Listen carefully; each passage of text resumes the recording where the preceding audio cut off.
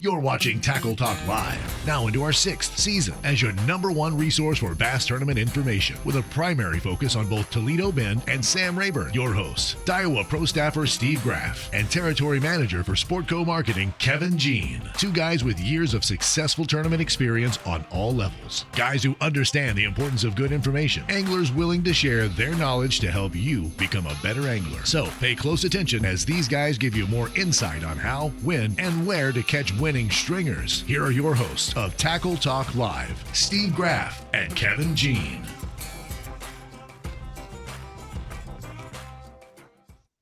Hello, everybody. Welcome to Tackle Talk Live. I'm Iowa Pro Staffer Steve Graff, along with Territory Manager for Sportco Marketing, Kevin Jean.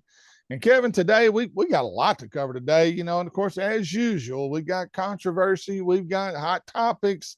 Good gosh, I mean, it's worse than a soap opera today covering bass fishing. It's absolutely just insane. No, it is, Steve. There's always something good going on. It's always something good to talk about in the world of bass fishing. Big weekend, wrapping up the Sealy event over there on Sam Rayburn. Steve, they caught them. They did. Big time caught them over there. Some hours taking a 5-pounder to get paid. Yeah. Big weekend coming up. Tournaments everywhere this weekend. If you want to fish a tournament this weekend, you got your choice, because there's several on the bodies of water that we cover. So a lot going on. We got a lot to talk about this week, Steve. When Kevin says everywhere, he means everywhere. I'm telling you, there's not a lake in the Arklatex region that doesn't have a tournament on it somewhere.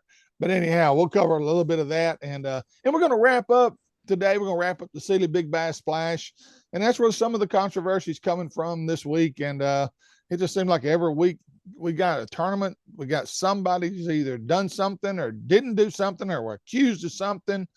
It's just, God, just never stops. But Tater Reynolds, who won the Big Bass Splash with an 11.48-pound bass, we'll visit with him today. Looking forward to having Tater on. Always a great interview with Tater, and always looking forward to having him on. We're going to let him clear the air from his perspective as to what went down and how it all went down. So we'll let Tater do all the talking. So looking forward to having him on, Kevin. Yeah, no, we're looking forward to it, Steve. And as always, we want to get the story on how he caught it. Caught an 11.48. So we want to hear the story on how he caught it, where he caught it, how it all went down. Knowing Tater, I'm assuming it's a 4-faces sonar deal, but we'll get the full story from him. Another guy I want to recognize today, because I really admire this guy. Not only is he a great angler, James Larimore. James is a tremendous angler. He's done really well. Whatever he's fishing, he's a threat, and fished against him a long time. Well, he came in, Kevin, with a 10.9, I think, on day one, in position. It turns out he wouldn't have won it, but he was in position. He got second. Yeah, I can say he would have got second. And so he comes in with a 1090. Well, they start going through the process, checking your license and making sure you got all your ducks in a row, and they go check the boat and make sure your kill switches and everything's working in your life jackets. Well, upon inspection, they found out there was no fire extinguisher in the boat, and that automatically disqualified his catch for that event. And along with, there was another angler. I don't know who the angler was, but there was a boat registration that had expired. So there was 2 DQs because of that reason right there. And James went on Facebook with Chris Bennett, who is running the Bob Sealy Big Bass Splash now. It's Bob Sealy's son-in-law.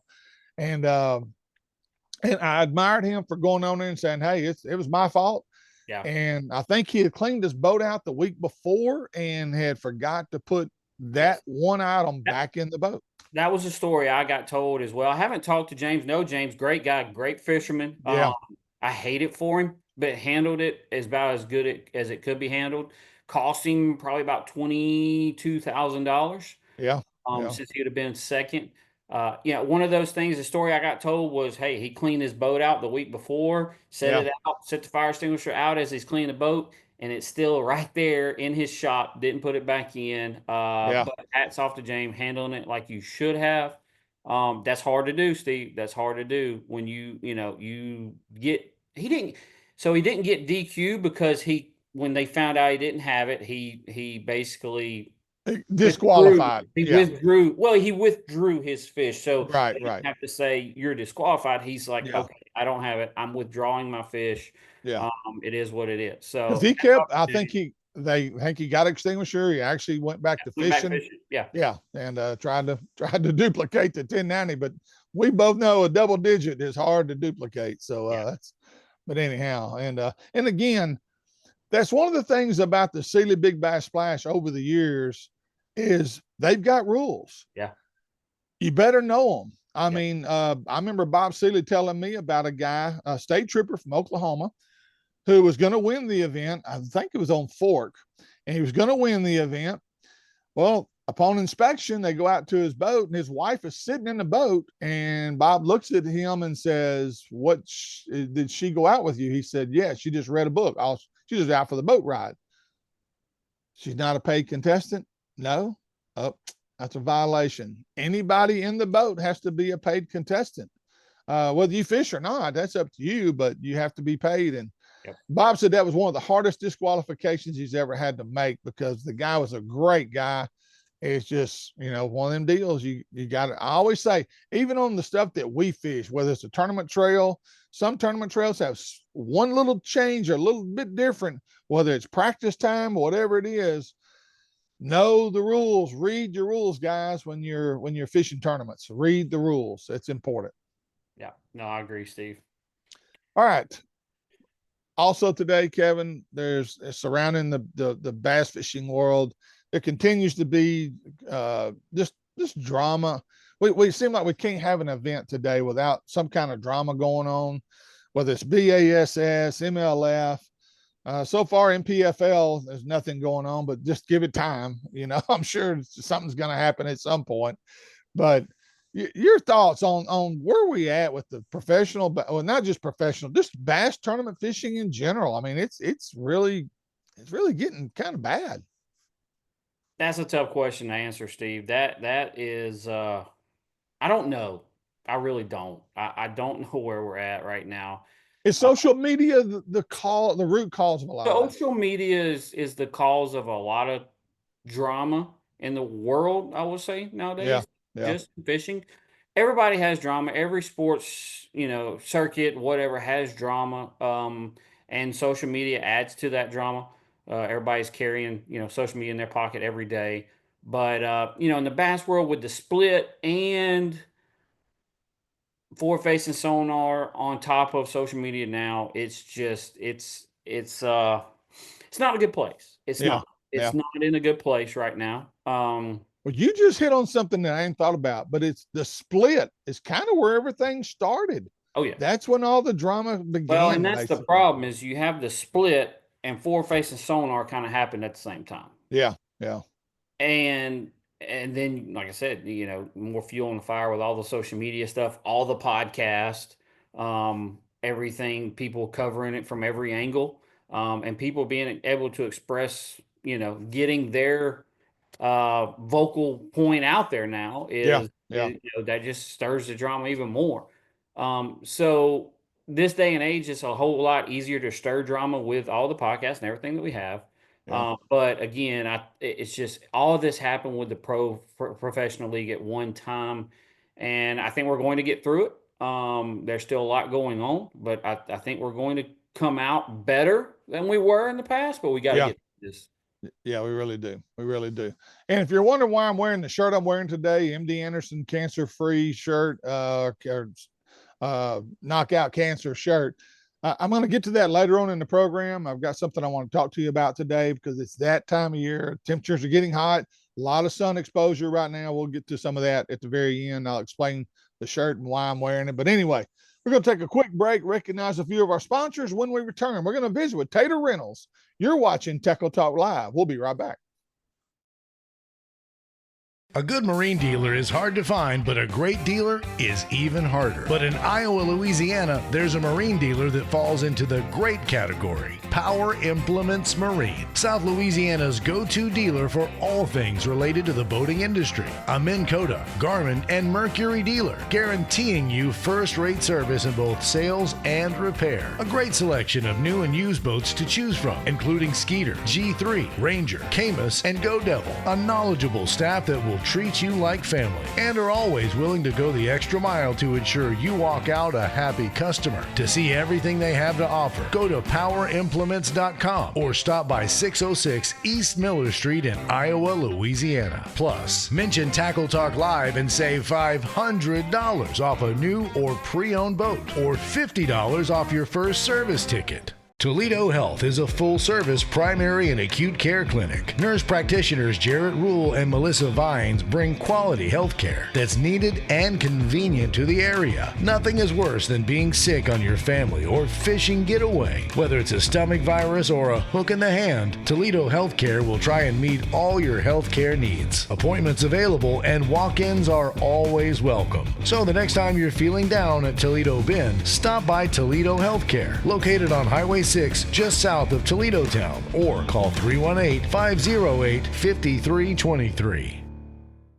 Very few stores are a complete one-stop shop, but Cypress Knee Outdoors is such a place. A store within a store. Cypress Knee is located inside 3J's four-way. Whether you need gas, food, drinks, or bait and tackle, they have it. Cypress Knee Outdoors carries top-name fishing brands like Strike King, Sandtone, Spro, and V&M. Crappie jigs from Bobby Garland. Need hunting gear? They have it. Ammunition from rifle to shotgun shells. Deer scents from Buck Wild and Doe and Heat. Deer stands from Titan and feeders from T-Hanger. Cypress Knee has it all. Located off I-49, exit 127, just south of Natchitoches, Louisiana. So stop by Cypress Knee Outdoors and let John Abram and his staff show you everything they have to offer. Or give them a call at 318-238-HUNT. You're watching Tackle Talk Live, a show dedicated to making you a better angler. Now back to the guys with all the inside scoop, Kevin Jean and Steve Graff. You're watching Tackle Talk Live. We appreciate you tuning us in today. This segment presented by Keith's Toledo Bend Tackle, the Lakes Insurance of Nacogdoches, Toledo Health Clinic, Cypress Knee Outdoors, Toledo Bend Bass Series, Shimano, and Power Implements Marine, located right there in Iowa, Louisiana. And Kevin, if you mention Tackle Talk Live, what happens? $500 off the purchase of any new or used boat, Steve, or $50 off your service ticket. We might all not be ready to go buy a new boat right now, but we all need it service. $50 off. Just telling the guys at Tackle Talk Live sent you. And on the Tackle Talk hotline, we've got the man who has conquered and got one of those once-in-a-lifetime victories, Tater Reynolds, a guy that we've known for a long time, a great angler. And Tater, man, congratulations. We're so happy for you. I know that as we were just talking off the air, how it when you win something like that, it does get emotional, doesn't it? Yes, sir, it does. I mean, I just never in my life thought I could actually win one of these. Fished them, since I was a kid with my dad, probably about 13 years old, and always wanted to be on that stage, but just never thought I could actually win one. Yeah. Tater, let's talk about, you've been on Rayburn good bit this year, lots of tournaments. How was Rayburn fishing last week? Man, before we get into your catch, the weights in that deal, dude, were up. I mean, it took some hours, 5-pounders to get money. It took 5-pounders. Fishing was unreal. I mean, how was the big fish just biting, or fishing was just good in general? I think fishing was just good in general. I mean, I caught a lot of fish that Friday, and then caught less Saturday and Sunday, but they was just, still bigger fish. That's what I was targeting.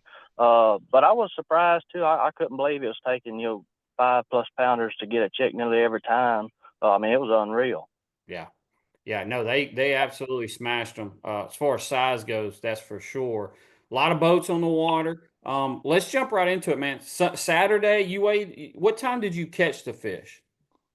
I caught that fish. I believe it was around. I think it was 10:01. I believe is when I caught the fish. 11:48. Take us through what you can. I know there's a lot of tournaments coming up on Rayburn, but what you're willing to kind of talk to us about, depth, kind of structure around about what you were doing to catch fish bait wise. Just kind of talk us through when it all went down. Okay, so I was targeting standing timber and brush piles. That's what I was targeting. Anywhere from 20 to 30 foot. That's where I was looking. I was targeting big baits. I was throwing big swim baits, big glide baits, stuff like that. I was just I know them fish was post spawn and them big females, they may not want to waste their time on something small, but they may be committed to something big. So that's what I had in mind. And plus, in this deal, all you really want is a big fish. So that's what I ended up catching. I'd say 90% of my fish on was a big glide bait, 8 to 9 inch glide bait, targeting brush piles and timber. Now, Tater, let's real quick, because there's a lot of people that don't have a clue how to set up a glide bait. How do you want to rig that up? What's the what size line? What do you do when you're throwing a glide bait? What's the gear ratio and all that? Kind of give us your setup on that. Yeah, sir. And I ain't the best glide bait fisherman by any means. It's kind of new to me, but I am getting into it and doing well with it actually. But I throw my glides on a 7.9 extra heavy 6-inch rod, 20 pounds Strike King fluorocarbon. And just I use some treble wire on the hooks. If I feel like I need to let it sink a little faster, which I did here, because like that big fish, she was in 22 foot of water, suspended at about 16 foot, so about 6 foot off the bottom. So I had a little bit of treble wire on there to help that bait get down there. From what I've found, you don't really want that bait to fall too fast. You still kind of want it to kind of suspend. That way, when you get them interested in it, it can kind of stay in their face. But yeah, that's what I did, and I targeted a crappie color actually on my glide baits because I around brush piles or timber, anything, them big females love eating crappie, and that's what I had tied on. Now, and you can buy these glide baits, Tater, anywhere from $30 to $1,000. I mean, are we talking a really high dollar glide bait or middle of the road? I mean, what are we looking at here? Yes, sir. I think this one here was 100, 110. It wasn't one of the expensive ones. Maybe now that I won a little bit of money and kind of afford higher end ones, I may venture off down that route. But this one here I think was around $100 glide bait. Okay. Tater, you looking at that fish on four-face sonar, I'm assuming? Yes, sir. Yes, sir. Was there other fish? It was a brush pile, 16. You said it was in 22 foot of water. She was in 16. Yes, sir. So it was a brush pile close, probably 40, 50 foot away. But there was a log run horizontal to the bottom down there, and it was about 16 foot, and she was on that log. By herself? She have others with her? Yeah, no, she was right by herself. Yeah. And Tater, did you catch this fish second day, third day? And maybe you said no, I didn't catch it. It was the second day. I had called a 780 probably 5 minutes prior out of a brush pile. I caught that one on glide bait as well. And man, I had some people come in there on me, 3 boats actually, as I'm fighting this fish. They was waiting on me to get off that pile. And I believe that was the only one there. So as soon as I put that fish in live well, I cranked up and idled and let them have it essentially. And when I shut back down, I idled 150 yards and I shut back down and looked at that brush pile that I wanted to stop on. And then, really wasn't much there. And then just started easing away from it and saw that big one. Wow. Tater, was you fishing by yourself? I was. I sure was. So let's take me through the process of this, catching 1148 on a glide bait, and then getting it in the boat. Yeah. Did you net it? Did we flip? I mean, of course you didn't flip. Didn't flip it, no. Rod. Yeah. So I actually didn't even know this fish was that big. So the 780 that I caught right prior, she was in a lot deeper water. I'd moved my depth range on my Garmin down to like 40 foot. And I'm sure people that scope a lot, that when you start adjusting your forward, your depth range, it's going to change the size of the fish. So you just have to kind of retrain yourself. So I had just changed my depth range, and when I went over to that fish, I honestly didn't think she was that big, and I was like, well, she looks about 7 or 8 pounds, definitely worth throwing at. And I throwed at her, and she come up there and ate it. And man, when I set the hook, I was like, man, that feels a lot bigger than what I think it is. And man, when she come up she jumped 3 or 4 or 5 times. I mean, she almost wouldn't quit jumping. And I'm like, just please, good Lord, stay on there, And Yeah. and I just think I'd have died right there in the boat if she'd come off. But she jumped and that bigger rod and 20-pound line, I probably horsed her a little bit too much, just trying to hurry up and get her in the boat. But, thankfully she didn't come off and got her in the net. Well, and when you commit to this style, Tater, when you're throwing glide bait or any kind of cruising bait like that, that's a commitment. So my last question I had for you: did you catch a lot of fish each day? Which I already know the answer now, because when you're fishing this style, you're not going out for numbers. You're going out looking for one big bite. Yeah, sure. So Friday I actually caught a good mini, which I was, had big baits in my rotation, but I only caught one good fish Friday. It was a 643, caught it on glide, round brush. But I also lost one 7+ that day on a juggle minnow on a spinning rod, and that's what I caught a bunch of my fish on, was that juggle minnow. But I was just seeing that the small profile, just the big ones wasn't really worried about a smaller bait. The big fish that I did see, when I would throw a big bait on them, that I'd get them fired up pretty quick on them. Yeah. Tater, let's talk a little bit about Sam Rayburn. I mean, you're talking 20 to 30 foot of water. I know the fish are suspended around the piles and stuff, but man, it's April, the end of April, but it's April, and are you seeing a lot of fish already out there around the piles? I am. I mean, not its traditional, May and June fashion, but I mean, they are definitely showing up in pretty decent numbers out there from what I've seen. Definitely worth targeting.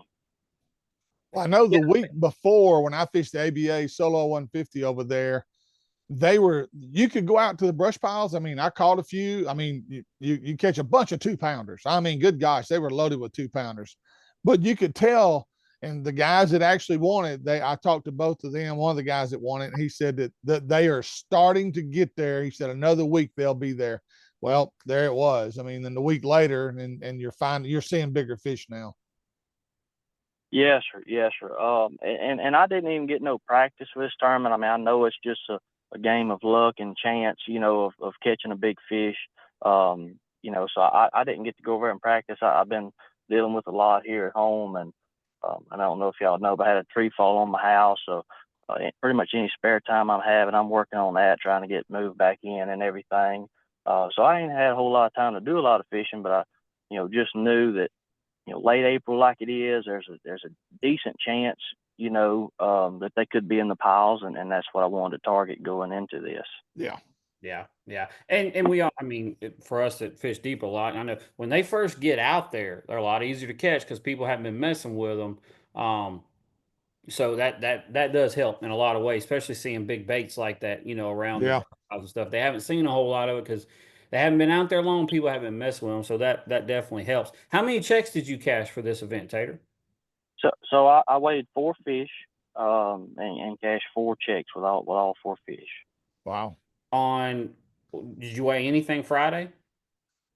So I weighed that 643 Friday, and then like I say, I lost that 17 something. I figure. I mean, I lost it right at the boat. That fish there, I wish I would have had a partner, because she was just laying right on the side of the water, and I just couldn't get on her fast enough. Yeah. And then Saturday I had the 780 and 1148, and then Sunday I had a 638. Okay. But well, good deal. All right, Tater, we're going to address the elephant in the room now. As you well know, a lot of people, I say a lot, some are basically saying he shouldn't have been in it, he shouldn't have won, he's a guide, and blah, blah, blah. We all know how that is. And first of all, you're not a guide on Sam Rayburn, correct? yes, sir. I've not done anything over there. I mean, I may have done a few electronic classes at the most, but that's about it. We're really good friends with Roy Sanford and them over there, and we don't want to bother them or come over there and crowd them, and we just want to stay here on Toledo. So let me, Tater, the rules state, eligibility. The tournament is designed primarily for amateurs. Anyone who has fished 5 or more tournaments within the past 12 months of this tournament with an entry fee over $1,000 is not eligible. And then it goes on to say anyone who's provided guide service on or off the water to pay for pay on official tournament late within the past 90 days is not be eligible. So you're good on all those rules. 100%. Patch, Yes, sir. lie detector. And yeah, sure. And Mr. Chris and them, they did their research and everything, and they was aware that I was a guide and everything. So I mean, on the polygraph, they asked their questions. Like they was just wanting to make sure, and I had no problems with that. I mean, I knew I was good. Wasn't worried about it in the slightest. And like I said, they did their part. I did mine. And did everything, because I mean, that's one thing that me and my dad have to do a lot, is just, anytime we go fish a tournament anywhere, first thing we're going to do is we're going to read the rules front to cover, front to back, and make sure we're clear on anything. So that's what I did. As far as the tournaments, the greater than $1,000 or whatever, I fished two Toyotas last year. The last one that I fished was on Toledo, and I won it. It was March, sometime the end of March, and I fished the other one on Rayburn prior to that. But, as far as all the people saying I'm pro this or that, I've only fished 7 Toyotas in my life, 2 of them being championships that I qualified for. There was no entry fee in them. And I don't feel I am pro status. I don't, in my opinion, and, a lot of others think the same. Pro levels, when you get to the invitationals, that goes from a $1,700 entry fee to $5,000 or $5,500, whatever it is. That's a lot of money there. But the invitationals, BPT, Elite Series, stuff like that, I feel like them are pros. I mean, I don't have the money or the backing to kind of go to the pro level stuff. I just got to, fish what I can around here and, see what I can do. On the guiding side of things, I don't guide on at all at Rayburn. And then even on the guiding at all, I haven't even guided on Toledo at all this year on my home lake. I'm sure a lot of people's aware I was in a very tragic boating accident last year. So, we'd been shut down for a long time. My dad started back this year, doing his trips and everything, but I decided to keep taking off and just fish these tournaments that I can, so that's what I was trying to do. I've always said, guys say, well, he's a pro or this one's a pro. I'm like, wait a minute. Unless he's fishing, like you said, the BBT or the opens, and you're fishing for a living, that's your sole income, that's when you're a pro. But jumping in a Toyota or and I wouldn't even break it down to that, Steve. I wouldn't even say fishing for a living, because you got a lot of guys locally that fish for a living. But when you go by the eligibility rules, what Sealy has on here is anyone who has fished 5 or more tournaments within the past 12 months of this tournament with an entry fee over $1,000. That is their definition of what they are calling a pro. So Right, and like I said, I was full aware of that, and like I say, I hadn't fished any tournaments with an entry fee over $1,000 in the last 12 months, not even one. Now, the one Toyota that I did fish was a championship in November, but it's a no entry fee. And I'd qualified for it from winning the Toyota on Toledo in March. I got you. Yeah. So you haven't been guiding on Toledo Bend this year, you said. Are you going to fish the Sealy event at Toledo Bend? Yes, sir. I'm going to fish it too. Like I say, it's a big gamble. I took a big gamble, to try to do this thing, and like I say, I plan on doing it. As far as I can, I'm gonna do it. What do you mean gamble, Tater? You talking about because you're not guiding, taking a gamble because I say you want to fish tournaments is what you're saying. Yes, sir. So I'm just taking a gamble on doing well in tournaments and basically making my money back that I would have made guiding, because guiding's pretty much guaranteed money. So when you're not doing that at all and going to fish tournaments, I mean, all of us are tournament fishermen, so I mean, we know that nothing's guaranteed in the tournament world. You may catch 30 pounds and you may not get a bite when you go out there. Yeah. Well, and Tater, the stuff that, I mean, you want what, a truck, a boat, cash? I mean, what is the boat for sale? Are you going to keep the boat? What's the truck? What are you doing? What do you got? Have you made plans yet? Yes, sir. So I wasn't sure what I was going to do with it. I'm in a Camus now, with Dwayne over at Jasper Outboard, and I mean, they take care of me. They really do. And I just hated to leave them. Thing about me, I'm a pretty loyal person to the people that take care of me. And I just, they gave me no reason to leave them. So I'm staying with them. And I owned that I was a Phoenix owner for about 5 minutes. And a guy walked up there to me right after the tournament and offered me a price I couldn't refuse. And, that was history. It's his now. Yeah. Well, good deal. Yes, sir. All right. Anything else you want, Tater, that we didn't mention or bring up that you want to get out there? Yes, sir. Well, like I said, I just want to say thank you to all the people that, are my friends, face to face and behind my back. I want to say a sincere thank you to all y'all that take up for me and just want to see me succeed, because it's a hard road to hold, in the fishing industry. There's so much drama now and so much negativity in the sport that I wish wasn't there. Yes. So I just want to say thank you to all my friends, family, people that just want to see me do good, any people on the water, that it's good people, just thank y'all and, thank the good Lord for blessing me with a heck of a tournament. And I don't mind telling you, Tater, I had a couple of people call me yesterday and they were complaining about the situation. I said, wait a minute. First of all, I can promise you, Sealy Outdoors will do their due diligence to make sure if Tater's not fit to fish that tournament, they would have made sure he didn't win. So I said, I can guarantee you they did their homework. They knew exactly his status. And so I said, no, there's nothing Tater did wrong, and Sealy Outdoors handled it the right way.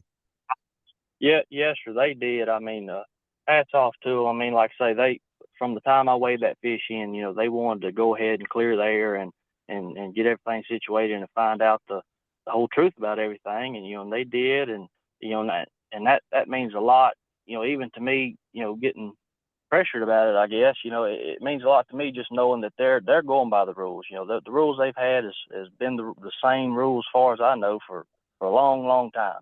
Yeah. And they stand by them, and they do. Another thing I do want to put out there, is I would have been as happy to see anybody up there, deserving to win this tournament. I would have been just as happy for them as I want it, And another thing is Mr. James Larimore, he had that 1090 Friday, and and had to withdraw it because of a fire extinguisher, I believe. And I said Friday, I was like, whether I weigh the fish or anybody else, I said, James is a good guy. I fished around him and everything.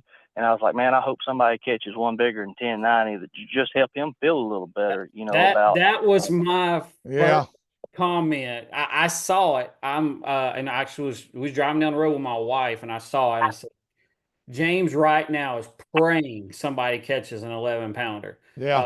Because you lost $20,000 because he got second, but you don't lose near as much as you would have won. So thankfully, somebody caught one bigger than the 10-9, or that would have hurt a whole lot worse. Yeah, the pain was lessened by this 11-pounder that came in. So good job, man. Yes, sir. Thank y'all. All right. Tater, appreciate you coming on, man. What you got this weekend? You fishing anything this weekend? Yeah, sure. So it's the last Fishers of Men. For the series, it's on Rayburn this Saturday. So I'm a fish yet. I think there's a BFL. I'm a fish the next weekend on Toledo, and then then I'll be back for the Big Bass Splash on Toledo the weekend after that. Good deal. Right. That's the plan. All right, Tater, man, we appreciate you, bud. Yes, sir. Appreciate y'all for having me on. Y'all have a good one. All right. Tater Reynolds and Kevin, he did a great job explaining everything and the good, the bad, and the ugly, whatever. And so again, congratulations to Tater. Good guy, good person. Not a guy that would want to do something, illegal or, break a rule. He's not that kind of guy. And and like I said before, you can guarantee by the Sealy Big Bass Splash and Chris Bennett and Nicole and that whole family, they would have made sure that no rules were broken or violated, because it's a reflection on them as an organization as well. Yeah, it is. I mean, they had to cross their I's and dot their T's with all of this. You know, he has been a guide. He has fished upper level tournaments, but by their rules, he was good. Yeah. So they're going to catch some backlash for it. Would be interesting to see how they handle it as far as if they change any rules going forward. But again, he was by the rules. He was eligible. And it sounds like, going forward, like he says he's going to fish Toledo Bend. So, and he's obviously eligible for Toledo Bend based off what he told us today. I mean, he hasn't guided on it in over a year. So, and I didn't realize that. And Tater said he is taking a gamble if he's saying, yeah, I'm not guiding this year because I want to fish tournaments, and that's yeah. his choice. That guiding's guaranteed money, Oh yeah, yeah, absolutely. So, and there's a lot of them that don't want to take that chance. Yeah. So that if that's what he's doing, then that's what he's doing. So, hats off to him for that. Yeah, absolutely. All right, we're going to take another quick break. When we return, we got tournament results from the city. We'll break it down for you exactly what went down, and lake level reports. Got upcoming tournaments. We got a lot to cover. I've got a little stuff I want to talk about on tip of the week. So we'll be right back with more Tackle Talk Live.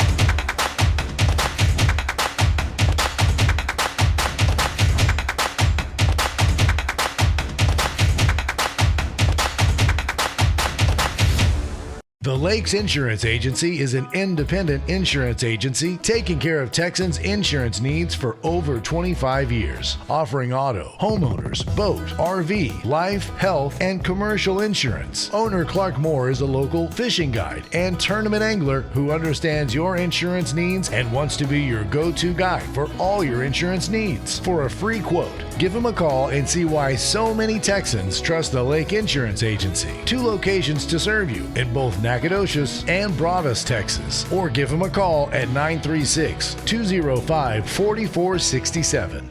The next time you're headed for Toledo Bend or Sam Rayburn, stop by Keith's Toledo Bend Tackle. They have an awesome supply of everything you'll need to catch the big ones. Whether your trip calls for bass fishing, white perch tackle, catfish bait, or the ultimate fighting shiners, Keith's Tackle has you covered. Keith and former Elite Series pro Ben Matsubu also have the latest information on what, how, and where you need to be fishing on Sam Rayburn or the Bend. So for all your tackle needs, check out Keith's Toledo Bend Tackle, located just off Highway 21 on the Texas side of Toledo Bend, or call 409-625-0181. You're watching Tackle Talk Live, a show dedicated to making you a better angler. Now back to the guys with all the inside scoop, Kevin Jean and Steve Graff. Welcome back to our final segment today of Tackle Talk Live. This segment presented by Keith's Toledo Bend Tackle, Lakes Insurance of Nacogdoches, Toledo Health Clinic, Cypress Knee Outdoors, Shimano, and Power Implements Marine, located in Iowa, Louisiana, as well as Toledo Bend Bass Series, Kevin. Oh, yes. I wasn't ready for that one, Steve. Toledo Bend Bass Series, the new tournament series that's come to Toledo Bend just for Toledo Bend anglers, hosted at Pendleton Park Bridge. You can register online, ToledoBendBassSeries.com. Guys, this is a different type of tournament for Toledo Bend. This is a north versus a south type of tournament. You can fish, some tournaments you can fish north of the bridge, Pendleton Bridge that is. Some tournaments is south of the bridge. The championship will be 1 day north, 1 day south. No live scope, no guides on tournament day. The next tournament coming up will be May 31st. Tournament number 6 south of the bridge. $180 entry fee, 100% trailing. So make sure to get signed up. Go to ToledoBendBassSeries.com for more info. Okay, real quick, let's take a look at the Big Bass Splash results here, the final results for this event. As we've already heard, and we already know, Tater Reynolds from Florine, Louisiana, won it with 11.48. Second place, Richard or Ricky Madole from Manny, Louisiana, had a 10.77. Matthew Williams from Lufkin would have come in third with a 10.01. Cole Moore from Georgetown, Texas, had a 9.41, and Stephen Briggs from Manny, Louisiana, had a 9.27. So that is Cole Moore from Georgetown, Texas, M-O-R-E. Yeah. Oh, true. Cole Moore that everybody's going to think about when they hear it. Cole Moore, yeah. M-O-O-R-E from, well, now he's in Manny, Louisiana, from Anacoca. Right. But yeah, not that Cole Moore. And congratulations. I want to thank Sealy for doing this. They've started a new division this year, the ladies division. First place went to Christy Hassler from Sparta, Tennessee. She had a 8.18 pound largemouth. She weighed in. Second place was Jesse Rogers from Conroe, Texas, with a 7.28. And third place, Leslie Zimlicka from Huntsville, Texas, had a 7.16. So there's your top three ladies from that event. Good move on Seeley's part, Kevin. I really like that, opening up for the women. It definitely was. And I heard the entries were up as far as for ladies goes. I did hear that. Steve, kind of going back on this, going back on the conversation with Tater, the fishing side of it, interesting to hear that there's that many fish already out there that deep around them brush piles. Very interesting to hear that those, that first group of fish is already out there. It's almost May. It'll be May in 2 days, but there's always fish out there. You can always catch fish out there. Don't get me wrong. But to hear Tater talk about how many was out there is interesting. Yeah, it really is, because again, I was there the week before and talking to guys that are deep brush pile guys. Now, I'm not one of those guys. I have a few. Matter of fact, you've helped me with some of those, and I checked several of those, caught fish off of them in 15, 20 foot of water, but they were 1.5-pounders, 2-pounders. I know my roommates were having the same issue. Catching fish off the brush piles wasn't a problem. They just wasn't big fish at all. And then talking to the two guys in the top two before we left the second day for takeoff, both of them said that they're not really there yet, but they are coming. And because a couple of big fish did come off piles for both those guys. And so they said probably another week it'll be right. And evidently I guess they are. And again, these big fish like this, Kev, a lot of people don't understand. They're not in schools. They're roamers. They're roaming by themselves 9 times out of 10. So, and as Tater said, sometimes you just got to be a little lucky, and especially on those kind of double-digit bass, you just got to make the right cast at the right fish at the right time and get bit. So, I did want to see here what the average weight, 3857.89 divided by 822 fish, 4.69 pound average, 4.7 pound average. That's pretty dang good, man. So basically, if you didn't have a 470, you wasn't going to probably get a check. And that's how does it do it? I'm still, as many tournaments that are there, how does Rayburn week in, week out, Kevin? How do they continue to weigh these kind of fish? I have no idea. I really don't. We have said the past 10 to 15 years, we say it every year. People always say it. It's got to hit a decline at some point. Now, you've been in Sam Rayburn has its ups and downs. Fishing's really good on, sometimes really, they can go through a rough phase. But Rayburn has withstood this. Steve, there is a tournament on Sam Rayburn every weekend, if not more than every weekend. Yes. And it has up. I mean, it shows to how healthy the fishery is. Yeah, because I know that twice I've been here this year. There's been 3 events on that body of water all at the same time. Right. Now, nothing big like the Sealy, but still, some of those tournaments were drawing 150 to 200 boats. And some of them were drawing 40 to 100, but still, plus you got your pleasure boaters out there.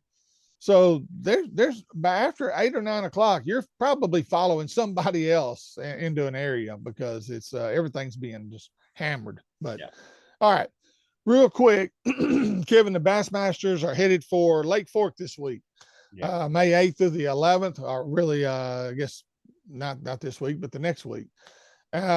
Fork, I hadn't heard. Well, I hear from Johnny Geis every other week. I'm having him on tomorrow, hooking up, tracking down.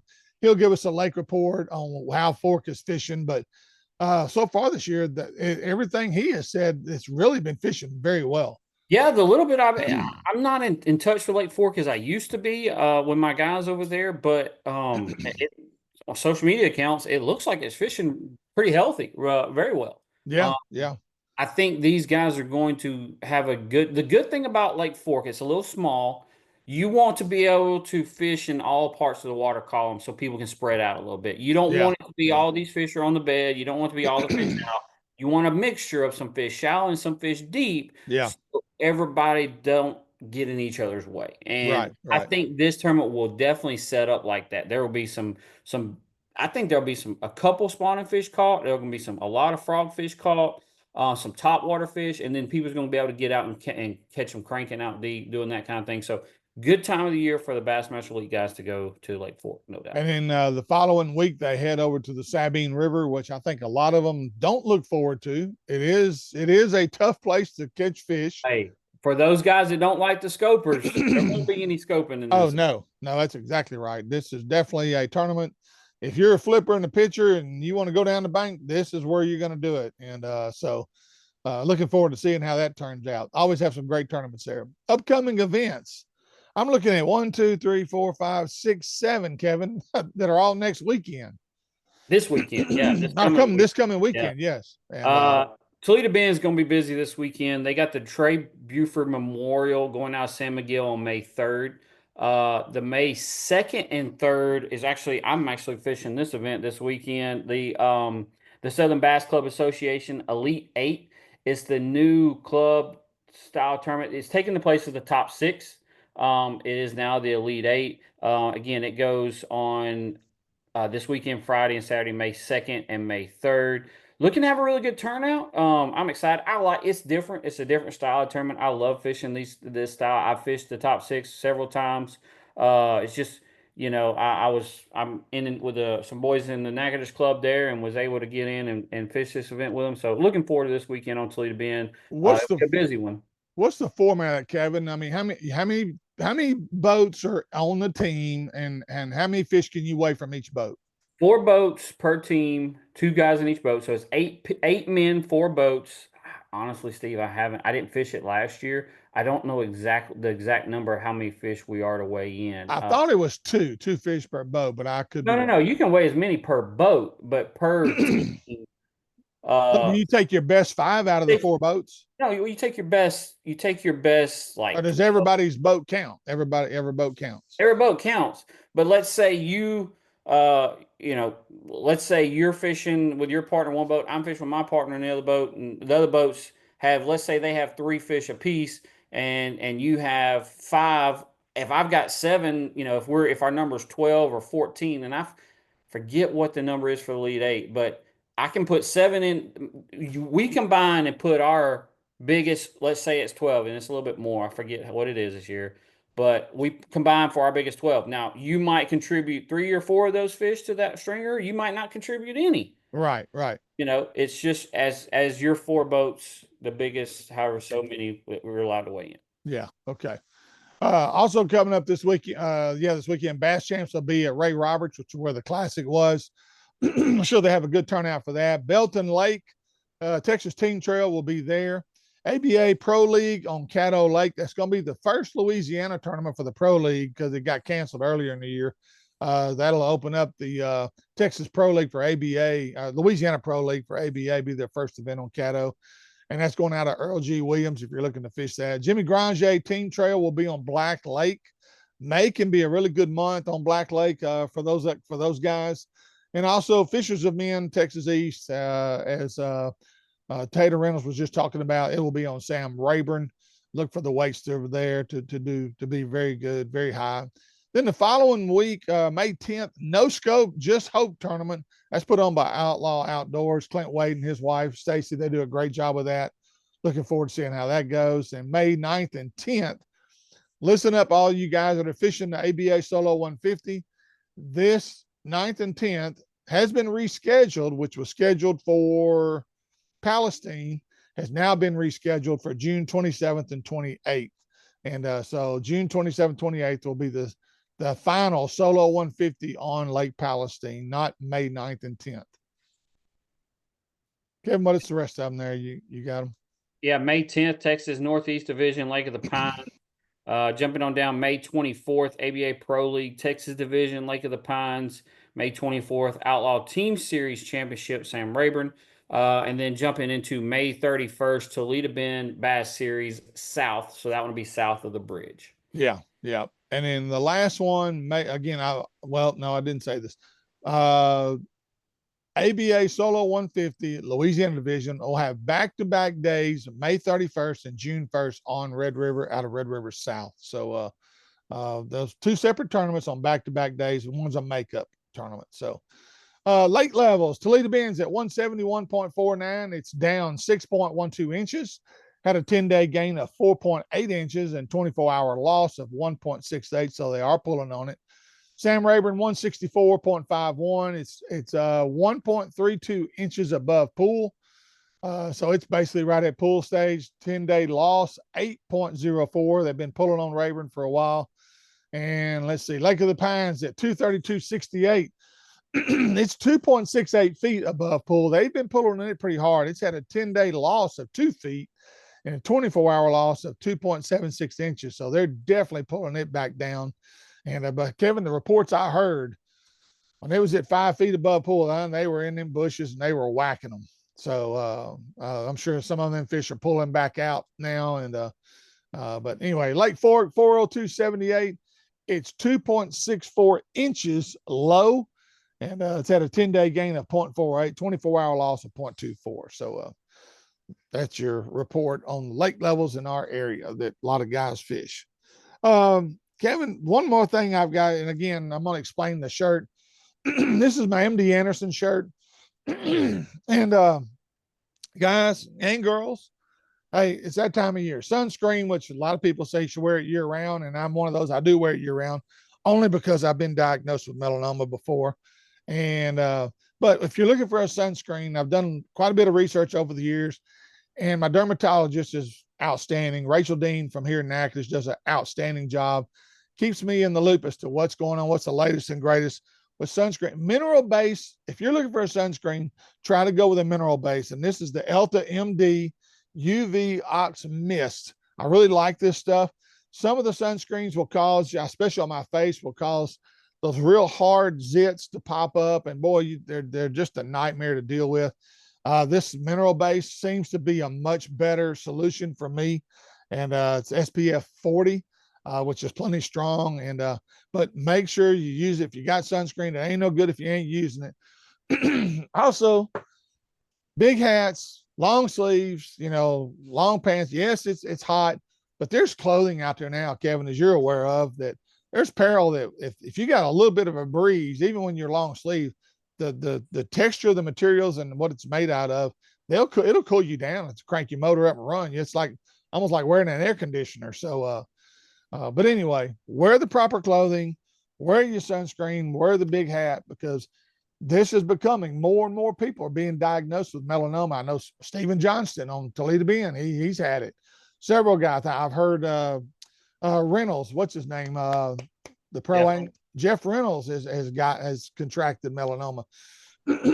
And Matt Herring just made a post the other day that yes, got through his surgery. Man, that looked rough. Yeah, Matt Herring's another one. And again, years and years on the water, guys. I'm telling you, it will catch up to you. If you're one of those that just doesn't believe in doing all that, well, prepare yourself for when the day comes when you get that phone call from your dermatologist saying you tested positive for melanoma, because it's not a fun day. It's not a phone call you want to get. I've received that call and it ain't fun.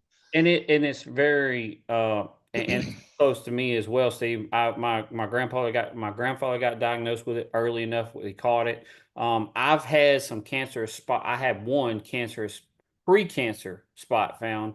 So I get checked every year. Every September, I have an appointment. I get checked once a year. And that's the important thing also with wearing everything is, if you're for fishermen, you should have a dermatologist appointment at least once a year to get checked. Just, lay out, they'll just look you over. You need to get checked. Do you know, TB, you're talking about wearing long sleeves, and especially in the summer. These long sleeves, I wear this year round. I mean, once you get used to wearing them, my wife makes fun of me all the time. It's 100 degrees outside. I'm wearing a long sleeve shirt, but it's the sunproof. It's the sunscreen shirt, and I'm used to wearing it. A lot of fishermen are, So, real quick, Steve, my Shimano product for the week. I finally got my sample in. Getting that time of the year, drop shotting. Drop shotting's become a huge deal for these lakes around here. G Loomis, the GLX makes a drop shot rod. Okay. This is the 863S DSR. This is the 7.2 extra fast medium heavy. They have a 610, which that sample has not come in for me yet. The 610, but it's the 822S DSR. Guys, awesome little drop shot rod for you guys that are drop shot fishing. You need to give this rod a try. It's the G Loomis GLX drop shot rod. If you're looking for one, check it out. Check your local Shimano Loomis dealer. They should have them in stock. If not, they'll call me. We'll get them in stock. Yeah. But something you guys that are out there drop shotting, spinning rod, I would probably say a good Stratic, Stratic 2500 to pair with this, or a Vanford, but probably a Stratic for a drop shot rod. Vanford's more your forward facing sonar reel. But that's the combo that's going on this rod for me for this weekend with the Stratic. But look forward to playing with this rod. Excellent drop shot rod, guys. You need to check it out. All right, good deal. And hey, again, we can't say thank you enough. And I want to say thank you to all the guys. Last week at Solo 150, several of you came up to me in the parking lot or for takeoff, whatever, and just said hello. We really enjoyed the program. Again, me and Kevin, that's feedback we love hearing. So you can't tell us that enough. And we love all your comments, whether they're good or bad. If there's something you want us to talk about, let us know. Say, hey, man, I'd like to hear y'all talk about this or that or whatever. And because sometimes me and Kevin searching for stuff to talk about. Yeah. And we'd love to have your input. So, but anyway, I want to thank you for tuning us in today. Please check us out on YouTube, Facebook, Instagram, wherever you listen to your podcast. If you'd like to become a member of our sponsorship team, please message us on our Facebook page, and Kevin will make sure to send out a detailed packet direct to you so you'll know all the ins and outs on how to become a sponsor of Tackle Talk Live. For Kevin Jean, yours truly, Steve Graff. Thanks for watching. We'll see you next week with more Tackle Talk Live.